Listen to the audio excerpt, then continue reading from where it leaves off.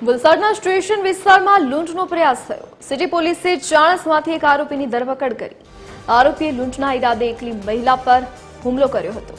મહિલાએ સામનો કરતા આરોપી મોબાઈલ મૂકી ફરાર થયો। સીસીટીવી ફૂટેજ અને એક ટી-શર્ટના લોગોને આધારે પોલીસે આરોપીને ઝડપી પાડ્યો છે।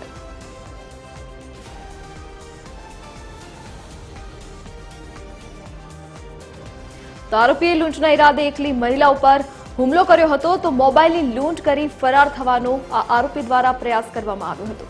તો સિટી પોલીસે ચાણસમાંથી એક આરોપીની ધરપકડ કરી છે, જે અંગેના સીસીટીવી ફૂટેજ સામે આવ્યા હતા। તો આરોપીએ લૂંટના ઈરાદે એકલી મહિલા પર હુમલો કર્યો હતો। મોબાઈલની લૂંટ કરી આરોપીએ ફરાર થવાનો પ્રયાસ કર્યો હતો। તો મહિલાએ સામનો કરતા આરોપી મોબાઈલ મૂકીને ફરાર થયો।